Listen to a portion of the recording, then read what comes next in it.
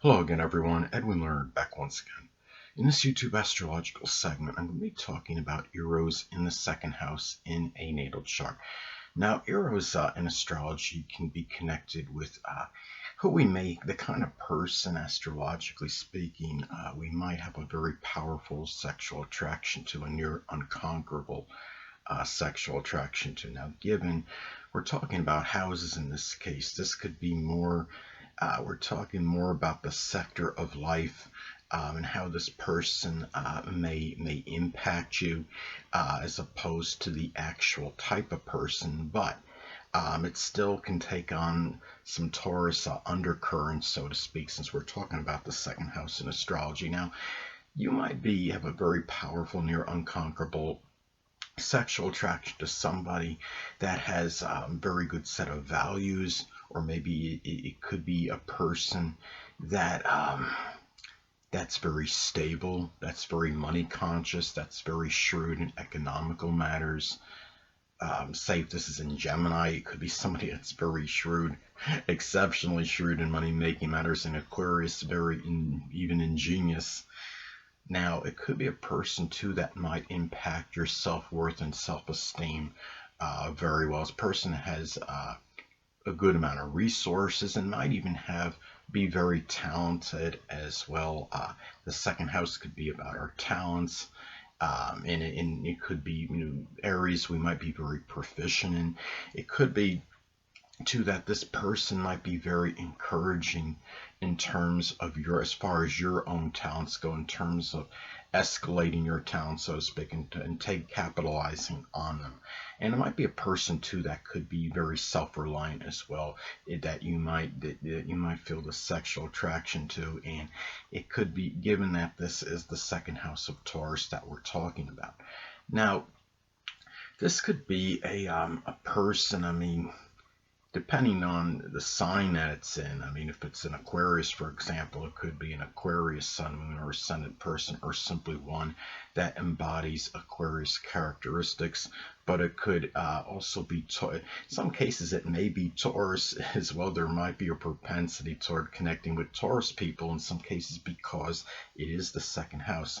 Now, let's say as another example, let's say if this is the zodiac sign Cancer, you have in the second house. It could be, let's say, if your Eros conjuncts their ascendant in Cancer, it could be somebody could reaffirm a very physical type attraction, and one based on very strongly the appearance. But if it's the moon, it may be more on an unconscious or subconscious level. Now, if it's the sun, it could be more tied into the basic character, but the physical characteristics to some degree, because the sun can be connected with the physical body to some degree, even though at the same time understand the ascendant is what dominates the appearance. So anyway.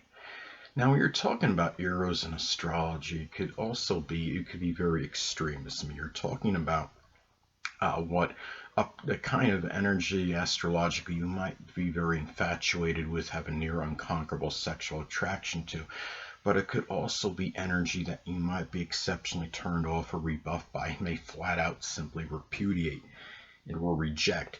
Now, given that we're talking about the second house in astrology, it could be somebody in some cases that you might see as overly avaricious or possessive. It could be a person that might even be very stubborn, since the second house does correspond with Taurus. Now, if you have this let's say it's an immutable sign in the second house, then it would modify this strongly to some degree. But anyway, it could be a person that might overemphasize money. See, in the cases where you would have the powerful connection, where you might actually value somebody that actually is very that emphasizes things of a monetary nature, but in some cases you might be exceptionally turned off by this as well, especially if you have energy in your chart that's really not materialistic. Even though even like Pisces, for example, you can look at in other signs. So Aquarius is generally more altruistic, selfless. They're not really dominated by things of a material nature. Now, The thing about this too is it could also be a person you might be rebuffed by, might be overly monotonous or stagnant and not willing to really go outside the box. Basically, it is the second house in astrology, does correspond with the zodiac sign Taurus. So anyway, um, now also too, Eros in astrology can be associated with one's creative energy and ability.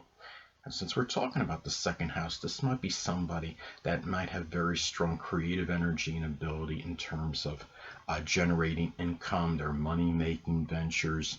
In Aquarius, again, it could be very ingenious money-making matters, or money-making endeavors, or just being very innovative. It could be just the design or the production of innovative or ingenious products.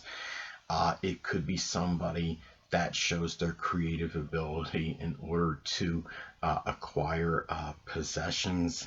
And also, it could be very strongly tied into the very strong talents as well, since we are talking about the second house, and the second house could be tied in to our talents and what we may be proficient in. And this creative energy and ability may strong figure more prominently in your self-esteem and self-worth and how you feel about yourself, more so than average, because it is the second house.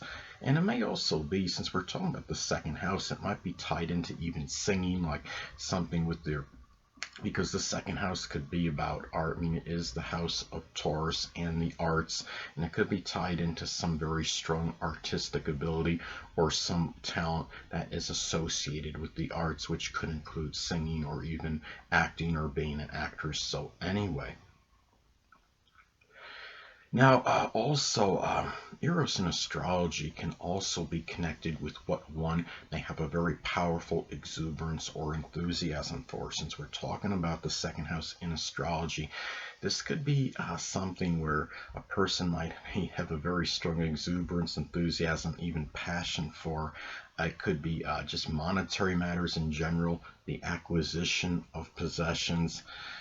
It could be, I mean, it could also be, in some cases, just really matters with improving one's self-esteem or self-worth, or how one feels about themselves. Say if you have this like in Sagittarius, it could be through something connected with the outdoors or sports. Um, it might also be the enthusiasm and exuberance, and that strong passion may be tied in to the expression of one's talents. Say if it's in Gemini, it could be very diversified, and could be a person that has a lot of really very versatile and has manifold talents and abilities.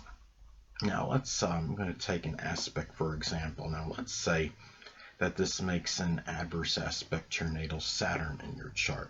Well, this could be a thing where those things that you might have that powerful exuberance and enthusiasm for, such as the acquisition of possessions and making money, and maybe the things that you're doing in order to generate that income with a lot of enthusiasm, may be opposed or may conflict with what your what maybe your father might believe, and it might even conflict with certain responsibilities and duties that you may have to do, things that might require laborious effort. So, and it might be where there might be some roadblocks and obstructions in connection with that. So anyway, people, that'll conclude this YouTube astrological segment.